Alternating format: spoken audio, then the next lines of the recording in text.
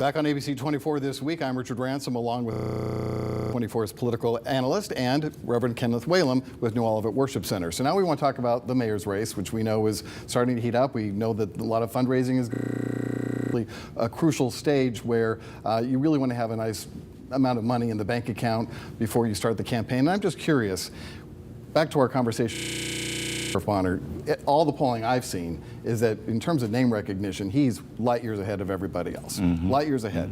So if I'm an opponent and I've got to do already, I don't know, is it time to start going on the attack here? I mean, I'm not getting paid to be a political consultant, but it just seems to me that I'm an opponent who is so far ahead in terms of the polling that we've seen. Notice, what are your thoughts on that? Well, I mean, I think there will be a time to go on the right now is that time, although he's pretty vulnerable right now based on what we just got through talking about, how he has handled the Sheriff's Department case. I think the other candidates, the ones who are raising the money, they need to do, first of all, introduce themselves to the voters, what they're all about, and then spend a lot of time maybe in the late spring and beginning of the summer. That's when you go on the attack here. Into the notion. Don't do it now while it's hot and people are talking about it? Well, you could do that, but you have to have your own name going to do that. That's the reason I say, put your name out there first. Take some of that money and introduce yourself. Then, a few weeks, come out with the guns, because this story is not going away. Despite what people say, that people are not going to care about this. Political consultants would say 3 months people aren't going to care about Tyree Nichols. I disagree completely, primarily because there's so much national attention being drawn to the story. We got reporters who are still on the story. They're going to stay on the story. PBS NewsHour is going to be here this coming week to do some stories about this. This story is not going to go away. Well, think about it. 3 months from now, we will just be getting to the preliminary hearing of the 5 officers. There you go. So the 3 are not going to apply in this case. I agree completely. So let's talk about another issue with the mayor's race that developed this week, and that is the city council's getting involved. Legal question where the city charter says that if you want to run for mayor, you have to have lived in the city 5 years prior to the day of the election. Right. A legal opinion from the city council attorney says, no, there's been a Supreme Court ruling in the 1970s that contradicts that. Right. You can't do that. So it doesn't. The council saying, okay, we're going to come back, change the charter again, or try to, where you have to at least live in the city of Memphis for a year prior to the election. Yeah. As 3 of some of the top tier candidates did not live in Memphis until very recently. In fact, Sheriff Bonner, we just learned this week, has bought a home in East Memphis off of Humphreys Boulevard, and that's going to be his homestead. He's been living in Bartlett all this time. Right. We know that former Mayor Willie Harrington, who's used to live in Collierville within that 5-year time period, and Van Turner, the former Shelby County Commissioner and now head of the Memphis NAACP, he used to live in South. Has since moved him and his family back to Memphis. So I'm wondering, I would have never thought that residency would become such an issue, especially for 3 of the top candidates, but it is, Ken?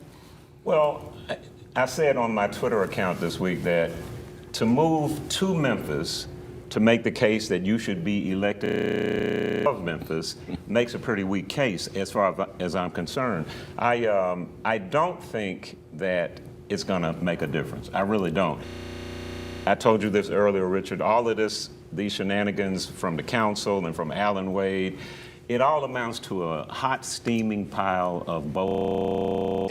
And it's just politics, and politics is very distasteful. I can't stand it, but I love it at the same time. I don't think it's going to make much of a difference. I agree with Ken to that point. I don't think it's going to make much of a difference down the road when we really get heated up with the election. But there is still something about someone not living in the city but wanting to be mayor of the city. Now, on the other hand, you can make the argument that maybe I had some maybe I've been paying taxes in the city. I work in the city. You can make that argument. I think it's a fairly weak argument because here. And the mayor should be a resident of the city, understand neighborhoods, have lived in a neighborhood to know what the issues are if that person wants to run the city. What are your thoughts about Ken's point before the break that we're on a precipice here, that the city could really go in either direction if we don't make some good decisions here in terms of... I couldn't agree more. I mean, I've been echoing what Ken has said about that. I think this is the most crucial city election that we've had because this is the first election where we've had a non-incumbent in a regular city election who's not on the ballot. So we have the opportunity which direction we want to go. And so this is crucial. We have to make the right decision here. I don't know what that decision is right now because they have to run a race.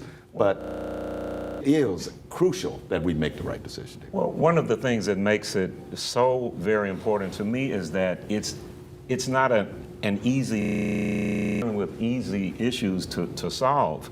What we're dealing with is the result of years and years and years of, and you won't be surprised to hear me say, neglect. We have literally produced the criminals that we are dealing with today. And you can't, and we're going to start looking at the mayor's race as an opportunity to address crime. Well, no. You're going to just react to it. What's going to happen is we have at the early ages, and that's going to take another 10, 15, 20 years to produce fruit. And that's why I say it's a tipping point, man, because if we go the wrong direction, out of town, crime is going to get worse. Absolutely. And that's why I think that's so important. So we've got, what, almost a dozen candidates now.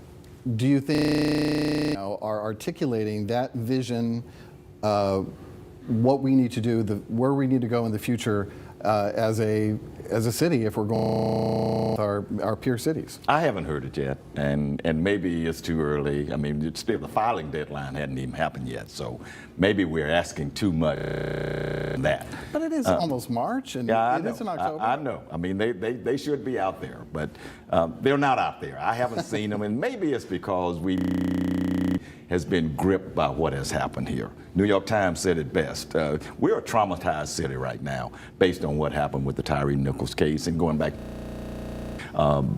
heinous crimes that happened back in September. So I'm not surprised that we don't have a candidate for mayor who is for himself right now with a solid message, but it's going to happen at some point.